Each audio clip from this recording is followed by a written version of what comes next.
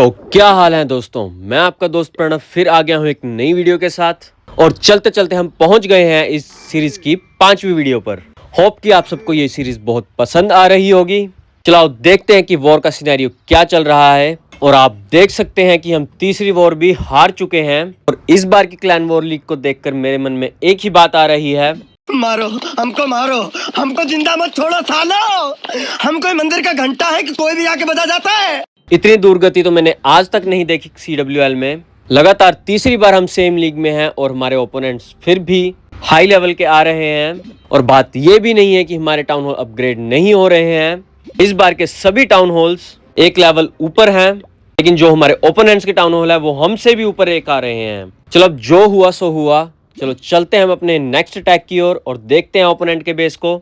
और आप देख सकते हैं कि टाउन हॉल कॉर्नर में है। तो हमारे 2 स्टार तो कंफर्म हो चुके हैं, लेकिन हमारी स्ट्रेटजी फिर भी 3 स्टार्स के लिए जाएगी।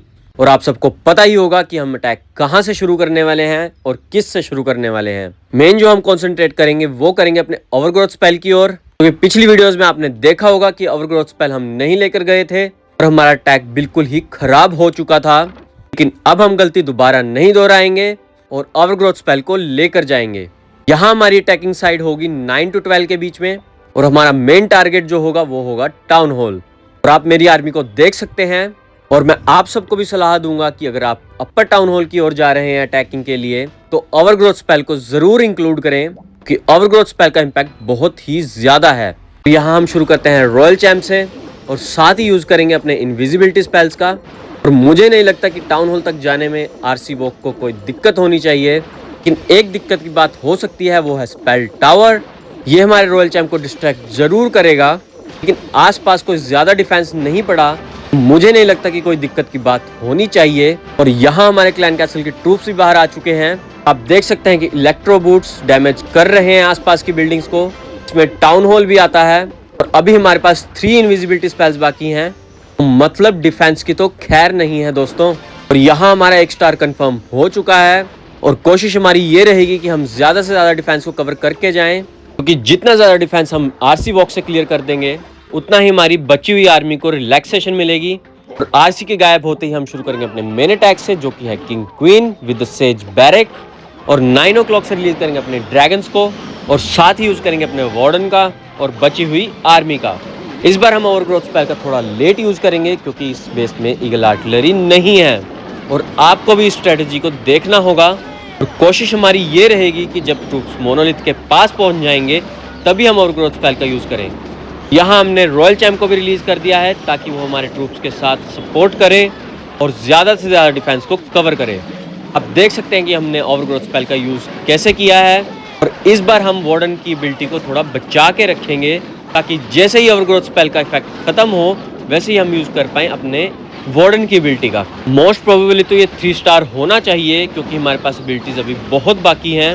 लेकिन अभी बेस की कोर बची हुई है तो ये रिस्क रहेगा और 50-50% पे हम जाएंगे। अब हम इसी के साथ यूज करते हैं अपने किंग की एबिलिटी का, क्योंकि किंग होने वाला है लो। आपको पता ही है एबिलिटी यूज करते ही हमारी स्पाइकी बॉल ने डैमेज कर दिया है और दूसरी ओर से ट्रूप्स ने कोर डिस्ट्रॉय कर दी है। तो स्ट्रेंथ को देखकर आपको पता चल रहा होगा कि ये बेस 3 स्टार होने वाला है। और यहाँ हमने 3 स्टार जोड़ दिए हैं अपने खेमे में। मुझे बेस देखकर तो लगा था कि ये अनप्रिडिक्टेबल होगा, कि ये 3 स्टार नहीं हो पाएगा, लेकिन हमने सक्सेसफुली इस बेस को क्लियर कर दिया है। Not bad, not bad. Now you... चलाओ चलते हैं हम अपनी नेक्स्ट अटैक की ओर, जो कि हम करेंगे साहिल वाले बेस से। और आप देख सकते हैं कि TH-15 के सामने है TH-17। तो ये मुश्किल हमारे लिए हो सकता है, लेकिन हम कोशिश करेंगे कि हम 3 स्टार अटेन कर सकें। और देखते हैं ओपोनेंट के बेस को। और आप देख सकते हैं कि ओपोनेंट ने फिर से कॉर्नर पर रखा है अपने टाउन हॉल को, जिससे कि हमारे लिए 2 स्टार तो आसान हो चुके हैं।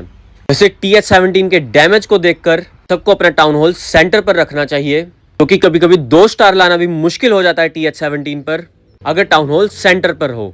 बेस के लेआउट को देखकर आप सबको समझ में आ रहा होगा कि हम अटैक को कहां से शुरू करेंगे और हमारा टारगेट क्या होने वाला है। और एक राहत की बात यह भी है कि स्पेल टावर जो हैं उन्होंने साइड पर रखे हैं। टाउन हॉल तो हो जाएगा एक बारी में ही डिस्ट्रॉय। और आप मेरी आर्मी को देख सकते हैं कि मैं ओवरग्रोथ स्पेल का इस बेस में भी यूज करूंगा।